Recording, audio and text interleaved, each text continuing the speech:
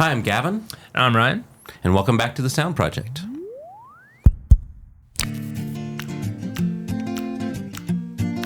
Okay, so today, Ryan had the idea to interview me.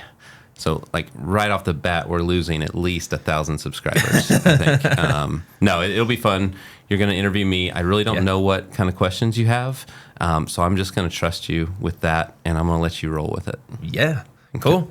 Yeah, and honestly, like, we're just kind of, I mean, we've gotten to know each other, like, really well over the past couple of years, so we're really just going to kind of talk about you and, like, your business side, music side, personal side. Yeah, so. Okay. So I guess let's just start with kind of like your background. So like where you originally from? Like what'd you do as a kid? Man, so I was born in Muncie, Indiana, and so I lived there till I was 16 years old. But I was raised there. I have a brother, Gant, who is 3 years older than me. And my mom and dad, and that was our household. I mean, growing up, I was into a lot of different things, a lot of sports. I played probably more basketball than I should have in my life.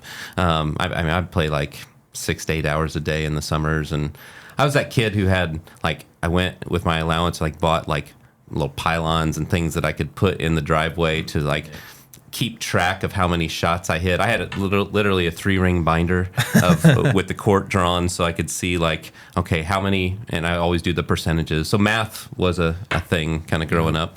So I played a lot of basketball, played golf, played tennis, and loved music. Music was a big part of my life. Neither of my parents are, neither of them play instruments or sing or anything like that, but there was always music in the air. There was, we had a vinyl record player, which maybe that's partly why I am so obsessive about collecting vinyl records these days. But, listened to a lot of the Beatles, Carpenters, things like that, growing up.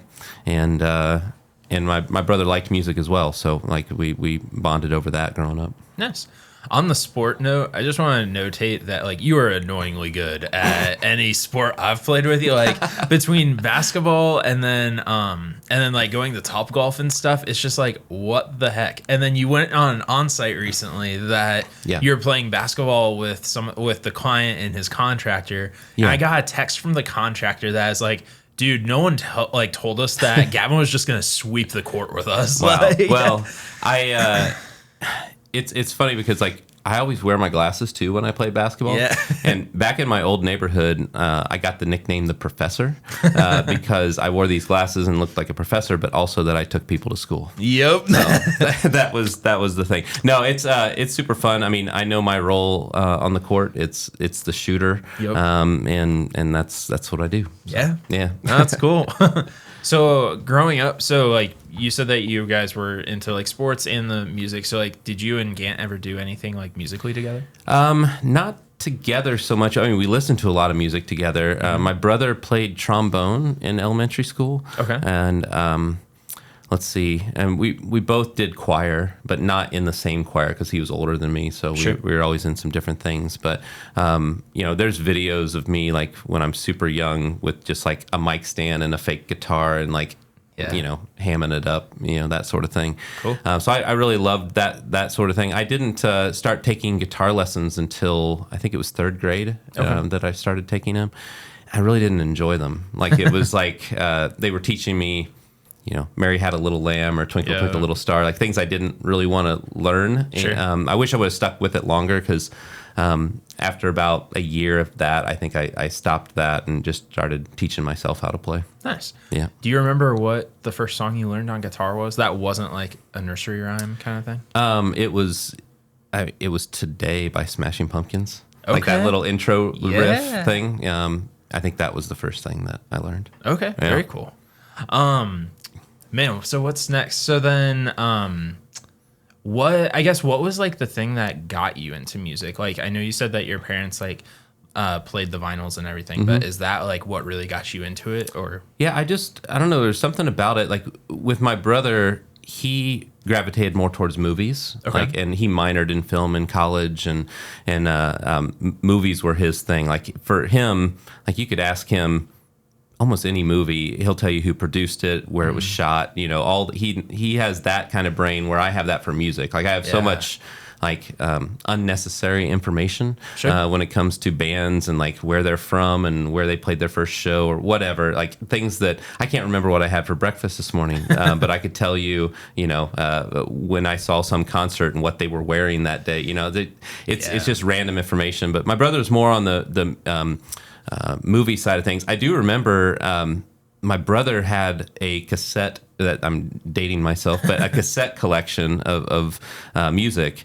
And, you know, typical big brother stuff, like he forbid me to buy any of my own, like with my own money, you know, like it was like his thing, which it was fine. But finally I was just like, no, I've got to build my own collection. Yeah. So bought some cassettes, you know, I think it was Dr. Dre, The Chronic was one of them that I probably shouldn't have been listening to as young as I did. Another Bad Creation, you won't remember that because you're too young, but that was like an R&B group of a bunch of kids that were like my age, so I thought it was cool. So I started getting some cassette tapes, and then started collecting CDs, and I still know the date of the first CD I ever bought. It was August 8th, 1994, and it was Soul Asylum's Grave Dancers Union at the Discount Den on Ball State's campus. Like, dang. Yeah. I know the date because I kept the receipt in there, and it was like the beginning of an obsession. So, but yeah, so anytime a song from that record comes on, it's kind of special. That's pretty cool that you remember that. Like, I don't cool, maybe it's cool, or maybe it's weird. You know, it could be either. It's all right. I don't even remember what like my first CD was. Like, that's cool that you remember that. So then like you play in a band now. With you? Yes, with me. Ryan is our new guitarist. So which first show tonight. Pumped. Yeah, we're filming this on a day where Rivet Shack's first show with Ryan is going to be tonight. It's going to be fun. But so when did you start playing live? Like, man, or playing out, I guess. Yeah, I really didn't start doing that. So when I like I said, I grew up in Muncie. I lived there till I was 16. My dad's job got transferred out to Las Vegas, Nevada, which from Muncie to Vegas, that's like seamless transition. It's, you know, not different at all. No, I mean, there's casinos in Muncie, I'm sure. But no, it was right between my sophomore and junior year of high school, which was a challenge because I had already established myself on sports teams and in theater and had a group of friends, and suddenly, like overnight, like that was all taken away. I had to move. And luckily, I don't know honestly how I did it at that age, because I was 16 and I just had a good attitude about it. Like I could have been bitter and kind of upset that we were moving, but I can't believe like that young I actually thought, well, if I have that attitude, I'm going to get what I put into this, you know? So I just said, okay, well, I'm going to jump in feet first and go meet people. And so I moved out to Vegas, and it was really nice because tennis season started right when I moved out there in the summer. And the girls and the guys practiced at the same time. So I actually got to meet probably 40 to 50 people before school even started, which was super helpful in kind of that transition. But yeah, when I moved out to Vegas, that's when I started playing more music because in Muncie there weren't I didn't have a lot of friends that played in bands or anything like that. And then in Vegas, it seemed like everybody was doing something musically. And so it made me want to get into it a lot more. And that's cool. So I think first time ever playing live was actually with a good friend of mine, John Ellis. We would play some music together. He had a band, and I would join him for like some open mics or some shows. I'd do a couple songs or something like that with them. And I started writing songs in high school out in Vegas. I actually wrote a lot of poems. Like I'd write a poem almost every day. I had books that I carried around with me, and I would write that, and then eventually I just transitioned those into songs, and really started. I think my first solo show would have been when I got to college. Cool. Yeah. I think that's when it really started. Nice. And I know you were involved like with the audio, like at your church as well. Did you ever play in church, or was that always something different? Yeah, I never played in church. The church I grew up in, they didn't have like a a band or anything like that. It was more like piano and organ and hymns. Sure. But I did, Bill Blanton at my church, I always remember that he asked me if I wanted to help run sound, which back then was just like, my duties were like, make sure the cassette doesn't run out and you flip it in time and then hit record again. You know, like that's how we were recording things back then. But and I would run up to the stage and change microphones or change batteries or whatever we needed to do. So that was my first taste of anything. Is like, oh wow, this is something that's like a job that someone can do. And I was always really grateful for Bill to ask me to do that, because I was probably my son's age now. Like my son's 8 years old. I was probably 8 to 10 when he asked me to do that. Wow. And it was like it was really important to me because it was something that gave me a responsibility. And that's something as a kid I loved. I still love it today, you know, but where he trusted me to do something that I felt was like super important, because I was like, man, if these people can't hear what's being said because the microphone's not in the right spot, then I mean, I just took a lot of responsibility with that. Yeah, that's really cool. And you're still involved with your church now, too. Yeah. I volunteer as an usher. I have never volunteered to be in the band because with my travel schedule the way that it is, I never want to let anybody down. And, you know, sometimes I have last minute trips that happen, and I wouldn't be able to be dependable. And I need to be that for people at church. Yeah, that's fair. And I don't think you've mentioned it yet, but you were also like heavily involved in theater. Yeah, that was. I did some drama performances at my high school in Indiana. My theater teacher there, Lynn Engel, which I just call her Miss Engel. I can't call her Lynn, even though we're adults now. We joke around about it all the time. I get together with her, and I still call her Miss Engel, even though I'm 44 years old. But she was really instrumental in me like falling in love with theater in Indiana. And then that translated out to Vegas, where they just had a really awesome theater program that I got involved with too. And my teacher out there was Mrs. Keeper, and we called her Mama K because we spent probably more time with her than our own family sometimes. Like the rehearsals were long but so much fun. And honestly, like I attribute that to I met my wife in theater in high school in Vegas. Like Erica and I were in theater together in a bunch of performances and plays, and we did musical theater in Vegas, which was not something that we did in Muncie. And I really loved that. You know, it was super fun to be able to combine my love for theater with music as well. I considered going to school for musical theater at one point. I had a couple like small scholarships for that. But when I was a senior in high school, we made a trip to New York City with our theater group, and we had workshops with actors, and it was just super fun. We went and saw 3 Broadway shows, but every actor we talked to in the workshops, they're like, "This is the best job you can possibly have if you can find one." Right. And I was like, "Man, I can't do that. You know, I want stability. Like I don't like taking a bunch of risks, and it was just too much for me. Like I have some friends who did that like full time, and they've done theater ever since high school. It just wasn't for me because it was just too much of a variable. So luckily, I love math and science as well. And so my dad's a mechanical engineer, and I went into mechanical engineering school at Colorado State University. Cool. Yeah. So backing up to that's when you met Erica, was in high school in like musical theater. Did you guys do some of the plays together? Yeah. Or, yeah. Do you remember? Go ahead. Yeah. She always jokes that she was, just an extra or a background player, because she'll be the first to admit that she doesn't love singing. Sure. You know, like, I mean, I don't know if she doesn't love it, but she doesn't think she's good at it. Okay. She can do it every once in a while, but like consistently, she's like, I don't like to do that. Sure. So we did a few different plays together, and then musicals. We did Fiddler on the Roof. Oh, cool.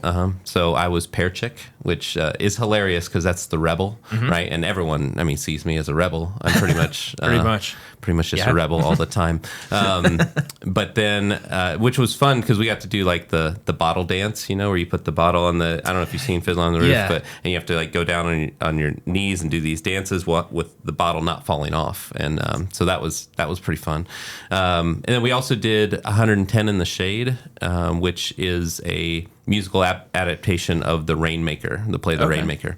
And I was the lead in that. His character's name was Starbuck, which that was like right at the time Starbucks was really blowing up. And so all the gifts I got for doing the performance, they were all Starbucks related. Nice. And I don't drink coffee, so it's kind of weird. But yeah, we did a lot of things together in theater, and her and my friend John Ellis that I mentioned before, like we hung out all the time and still stay close. And it was. I actually, when I was out there, I was going to play basketball, and I decided against it because I wanted to do theater instead.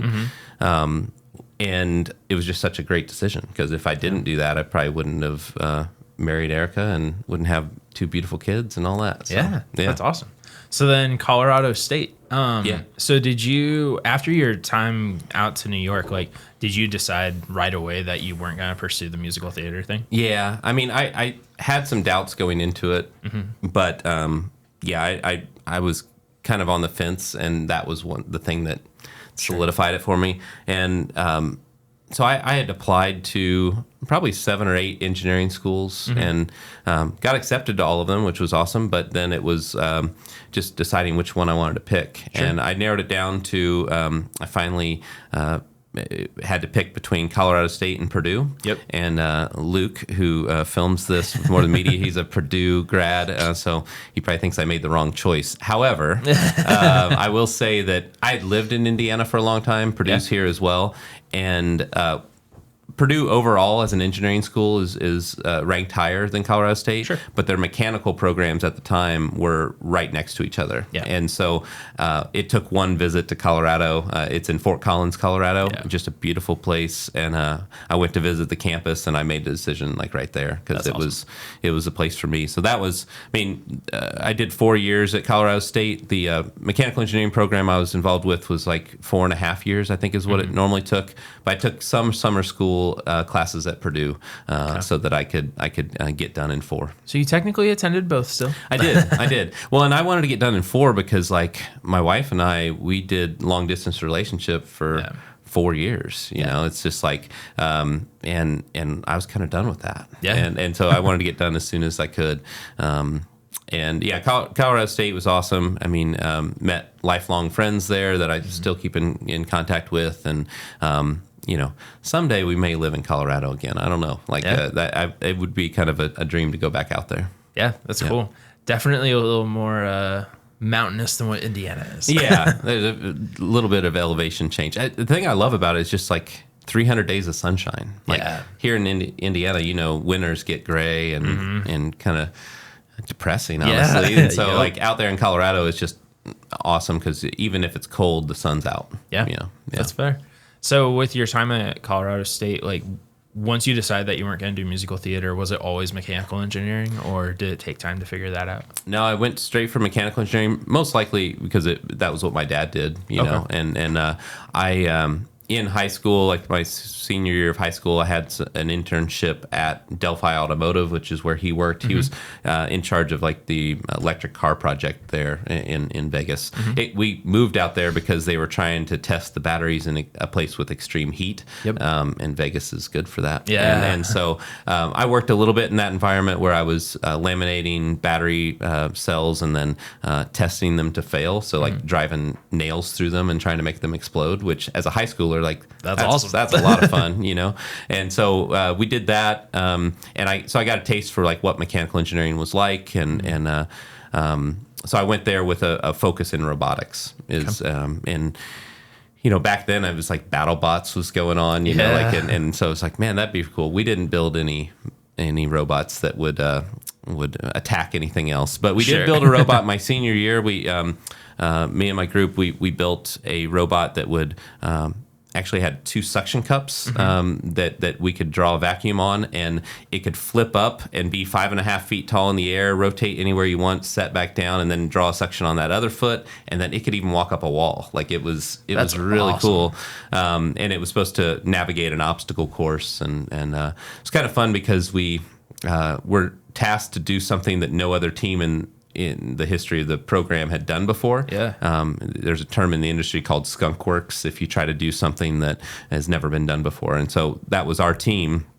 And actually really good life experience, because my senior year project, we had to interview for the team we wanted to be on. And so we had to put our resume together, sit down with the professors, have interviews, and then they placed us on the teams based on our performance. So that was pretty fun. And then I remember our professor told us after we did our design that it wouldn't work, and it ended up working, and he was like real gracious about that. He's like, man, I doubted you, but you proved me wrong on this. And he didn't think that the vacuum would be able to hold that amount of weight to be able to do that. And but we made it happen.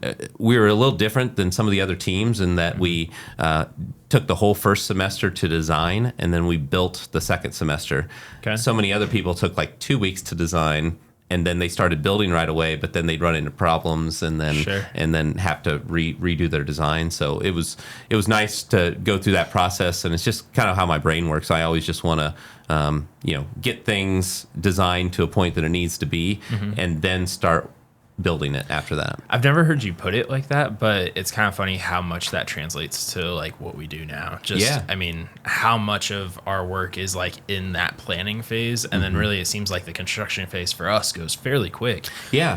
Just because of all the planning. We actually finished that project, the robot that we built. I think it was about 2 months before the semester ended. And we went to our professor and said, hey, our robot's done, but we can add this automation, or we could add this automation.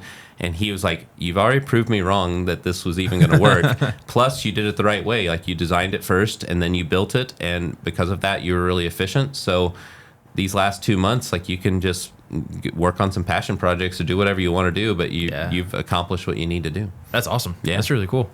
So then, I know we've talked about this on like one of our first episodes, but for the listeners that weren't listening to at that time, so that after school, you're between going to Pepsi or going to an acoustical treatment. Yeah. My 2 main job offers that I was considering was, one was going to be to optimize the bottling process for Pepsi.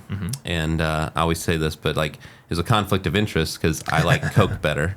However, as of filming this, I'm 2 months with no soda, which is pretty impressive for me, because that is one of my vices is soda. But so Pepsi wanted me to help with their bottling process and all the robotics that's involved with that assembly line.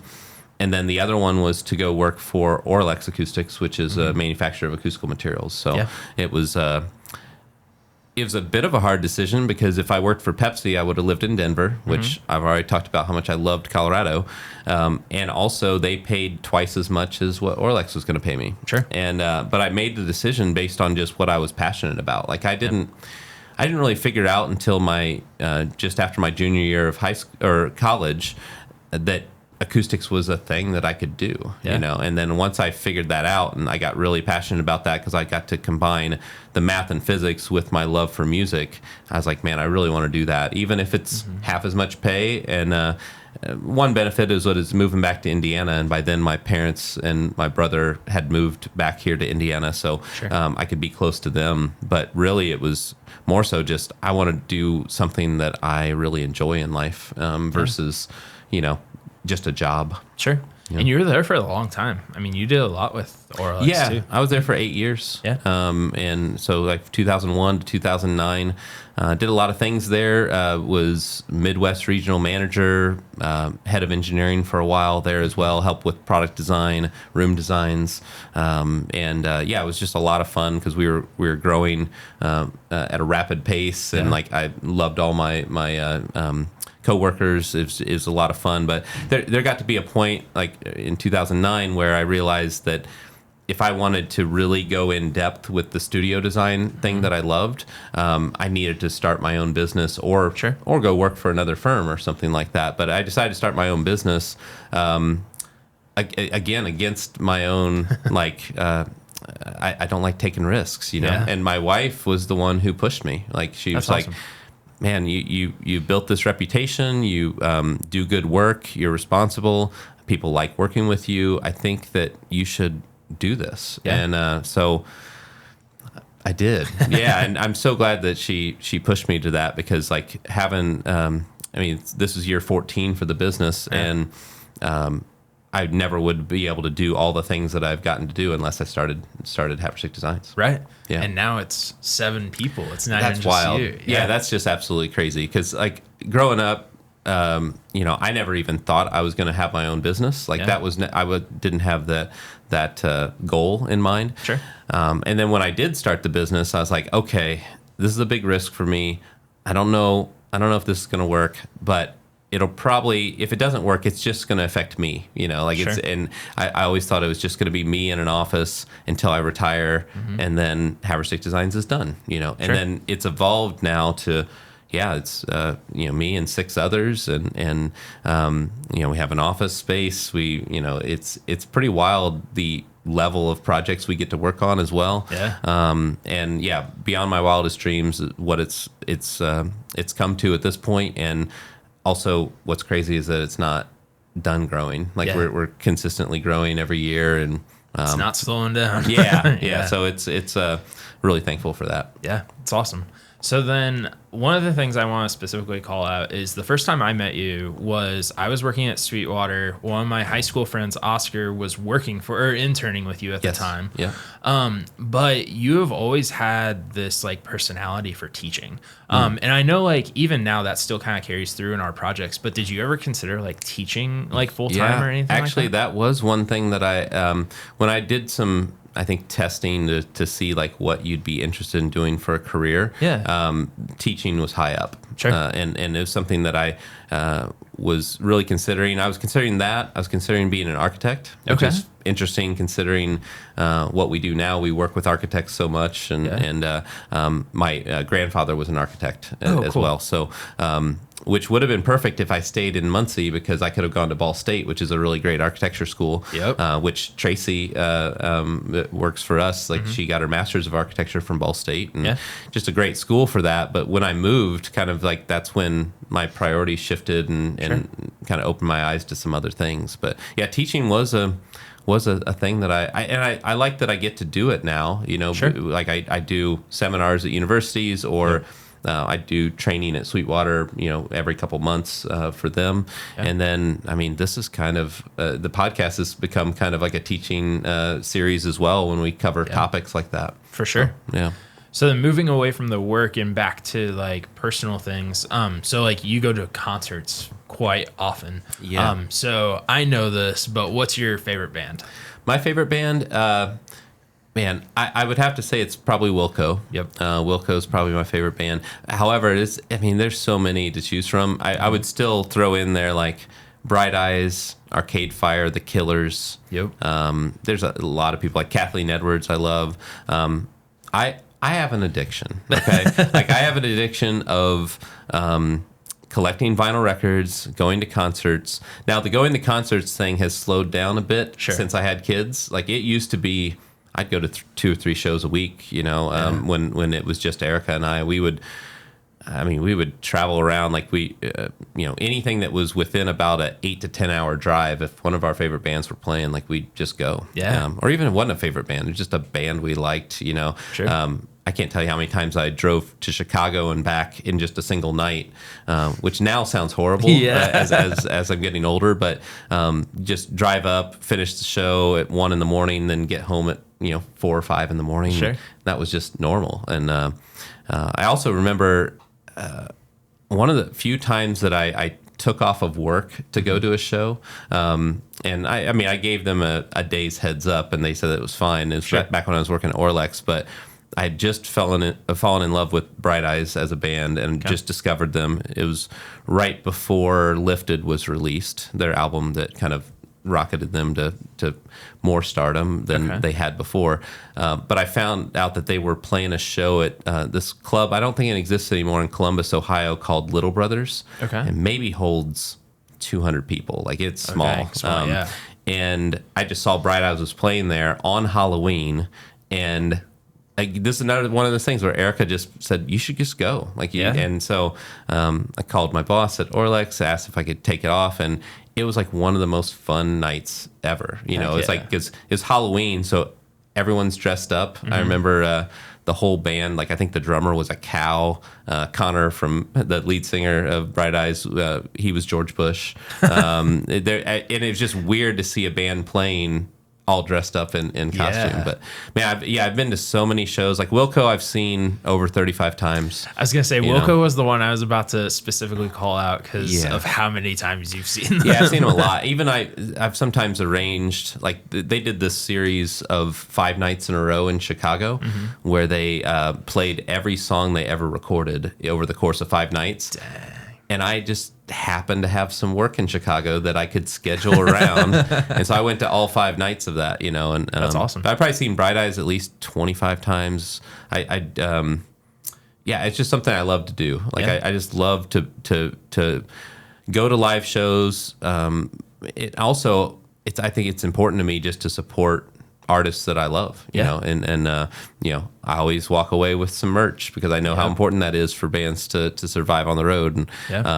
And then it's just the memories, like all the, went to Lollapalooza almost every year for like 10 years straight, and like went with friends, and it's things that you can always look back on and say, remember when we saw this, it's, and there's some, I've seen so many shows, there's some that I forget, like my friend Matt told me the other day, he's like, remember when we saw Rage Against the Machine at Lollapalooza? And I was like, I wasn't there for that. And which is funny because I don't even drink, so it's not like I was impaired in some way that I just couldn't remember it.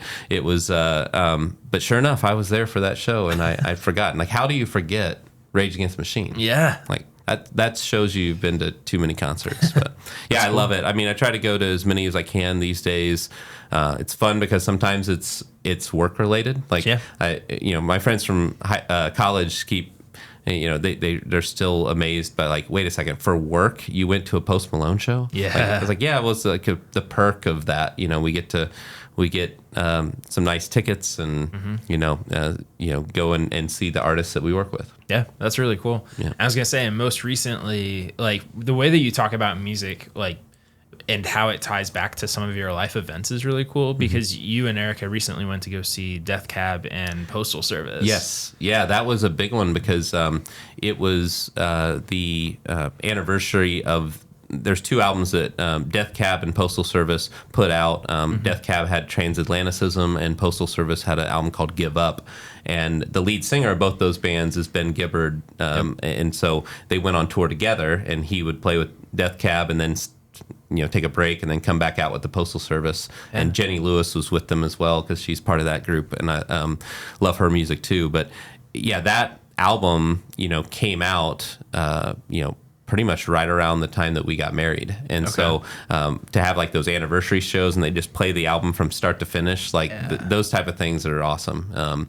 We drove up actually to just north of Detroit to go see that one. And cool. So yeah, we make it happen when it's important to us. Yeah, that's awesome. Yeah. Well, so then something I'm going to move to is, I told my wife Lexi that, like, one of the episodes that we were doing today was an episode just interviewing you. Yeah. And she was like, all right, like, I want these answers before the end of the episode. Okay. So just like a rapid fire thing, you're just going to throw them out? We're just going to go for it. Yep. All right. So Lexi's first question, she already knew the answer to this. She just wanted to spark the debate, is Coke or Pepsi? Oh, wait, is she a Pepsi person? No, she's a Coke person. Okay. 100%. She's not to the degree of, like, going to a restaurant and someone, like, her ordering a Coke and the server saying, like, oh, no, we're Pepsi. Is that okay? Like, she'll kind of, like, say yes, but she still gets it. But yeah, some friends are like, oh, Pepsi? Nope, water. Yeah. Well, I would say that... yes, I will do the same, to where if Pepsi is the only option, I'll go for it. But Coke is just by far better. Also, one of our clients, David Carey, in California, he works for Coke. And however, to balance that out, my cousin works for Pepsi. And so, I don't know. I just can't do it. Pepsi is not at the same level as Coke. So I will agree. There are times where like Pepsi will kind of like, oh, Pepsi hit right today, but it's Coke. That's rare. It is very rare. Yeah. Next one, favorite Mario Kart character. Oh, Yoshi. Absolutely, yeah. Yoshi. Yeah. I played Mario Kart with my son, and actually our whole house will play it. My niece lives with us, and Sylvia hasn't played yet, but she'll be getting there. She's only 4. But yeah, Yoshi is my character, and it always kind of has been. And even recently, it's kind of fun. I took my son to Super Mario World out in California at Universal Studios, and anybody who's ever considering going to this place. It is a blast. Like, obviously for kids, it's awesome, but for adults that grew up with it, the whole place looks like you're inside a video game. You wear these bracelets that allow you to like go and punch question blocks, and you'll hear the sound of the coins, and it registers to your band. And there's leaderboards around the park that show who has the most coins for the day. And my son likes to achieve, and I like to as well, so he probably gets it from me, but he saw this leaderboard and he just got it in his mind. He's like, I want to be number 1, you know? And so he was grinding for coins all day, and got first place the first day we were there, and then we went back the second day and he got first place again. So I think he's like 322nd all time on the list after just 2 days at the park, which is crazy. Yeah, it was super fun. But yeah, Yoshi is my character. And you know, my niece, she picks Wario, and I just think that's cheating. I think that like she looked on Reddit and saw that Wario had like the best attributes, and I'm just like, all right, if that's what it takes. Yep. So I was gonna say I flip back and forth between Yoshi and Shy Guy, and then Lexi is like solely Princess Peach. Always. Okay. Like, no question. Yeah. Tells a lot about a person. Yeah, right? Just like the answer to, this isn't on your list, I'm sure, but favorite Teenage Mutant Ninja Turtle. Ooh, that's a good one. What do you got? Now I'm interviewing you. Huh? Now I'm interviewing you. Yeah, right. I wasn't ready for that. So growing up, I always liked Leonardo, but then now ish. Leonardo's the leader, yeah. That's fair. I go back and forth between whether or not him or Raphael's the leader. Raphael's just kind of the troublemaker, though. Yeah. But now, like, as I get older, I'm more between like Michelangelo and Donatello. But I'm Donatello. He's the engineer. So yeah, it totally makes sense. Have to do it. Plus, on the video games, he has the staff that you can actually go through the floor and get people on the level above. So have you played the new game? There's a new game? There's a newer one that came out. I have not played that. I haven't played it either. Dang. Next one, and this is in light of our show tonight, is do you have a go-to sound check song? Oh, like for us to play to sound check? Yep. Yeah, when you're getting levels and everything, and you have to like play something. It's probably You Should Be Fine. Okay. Yeah, it's like a good song because everybody's involved, because Emily, who plays horn for us, like she plays on that song as well. Plus, I think it's probably just like subconsciously, it's a good thing to play first because You Should Be Fine. Like levels it out a little bit before the show starts. Yeah. Cool. Next one is, do you have a guilty pleasure movie or TV show?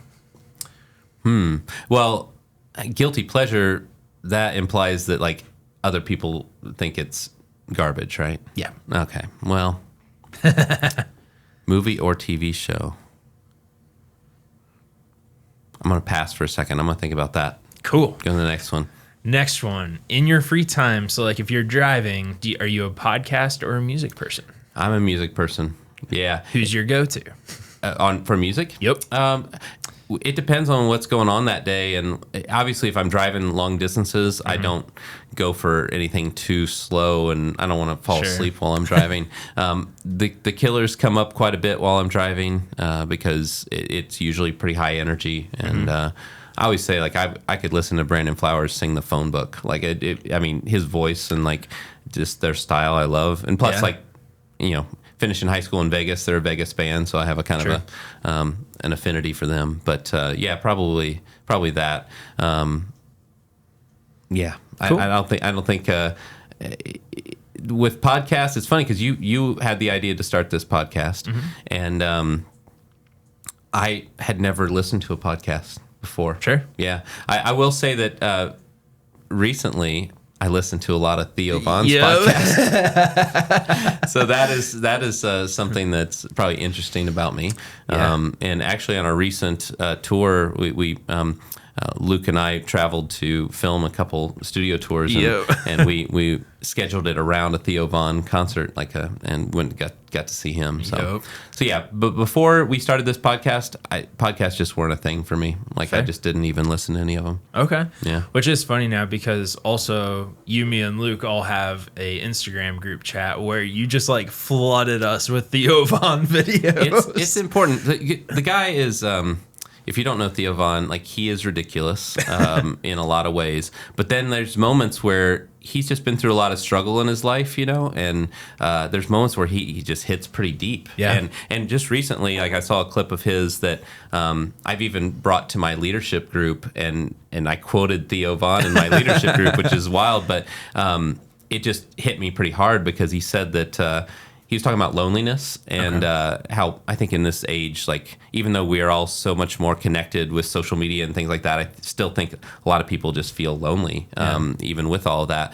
But he was talking about how the thing about loneliness is that it's not so bad that you don't have anybody; it's that nobody has you. Sure. And like I just thought like that's so great, like and a great perspective. So he'll hit you with those nuggets, and then he'll say something that you're just like, man, he should probably be canceled. Yeah. But I'm glad that he hasn't been. Yeah, for sure.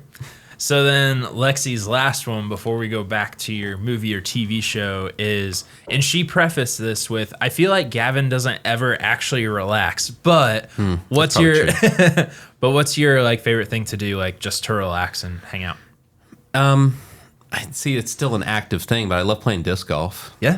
And that's just something you can get outside and walk and be in nature. And I play a lot of, I don't like to say actual golf, but ball golf or whatever you want to call it. I played a lot of that in my lifetime, but as I've gotten more busy with work and family, a 5-hour commitment's harder to do, whereas disc golf is like an hour and a half. And it's a fun thing to do with friends, and usually go on a trip every year with my friends and my brother just to hit some courses and have fun. So I do that. She's right. I don't relax well. Like when my wife and I, if we go on like a beach vacation, I can lay down in the sun for like an hour. Yeah. And then I'm like, all right, is there shuffleboard or is there ping pong? Like what else can we do? My mind doesn't shut off very well. Sure. So usually like to do active things. Cool. All right, now we're back to your guilty pleasure of a movie or TV show. Movie or a TV show that's a guilty pleasure. See, I think too highly of my taste because I don't have anything that's like universally panned or just people just don't like. Luke just said off camera, Indiana basketball, which we could turn this in a whole another route. Luke being the Purdue grad and me, I'm a huge IU basketball fan. Yep. So, I've got the candy stripe pants, all the things. I was 8 years old, like my son's age, when Indiana won their last championship. Yeah. And that was just such a huge moment for me. And Steve Alford, who was on that team, was like who I patterned my game after. And so it just is ingrained in me. Sorry, Luke, but that is not a guilty pleasure. That is a solid decision. Man, a movie or TV show. I mean, most people like The Big Lebowski, right? I mean, that's like pretty universally loved. Yeah. And I don't know, man. Maybe I'll get back to Lexi on that. That works. And since you just mentioned Steve Alford, I do want to go back to, I forget we didn't talk about this, but you like made it in the newspaper. Yeah. Go I did. So I just was a huge like Steve Alford fan, IU basketball fan. Like I even remember when Steve Alford got married, I clipped it out of the newspaper and put it on my bulletin board in my room. Like it was just I went to his basketball camp as well and got to meet him and play with him and stuff like that.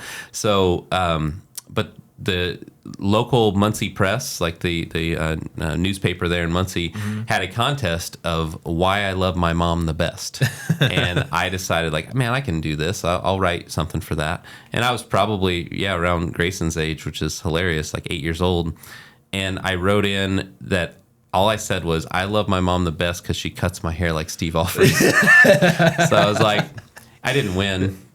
Maybe honorable mention. But that was important to me. It was important to me. Heck yeah. Well, that's everything I had for today. Like I said, I think Cool. it was just I don't know. I came up with the idea just because it's like, hey, like we're interviewing all these other people right now. Like, Yeah. why don't we interview you?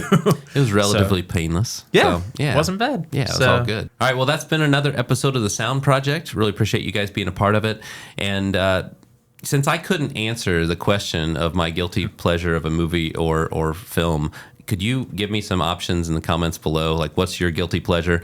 And yeah, this has been really fun. I appreciate it, Ryan, and we'll see you next week.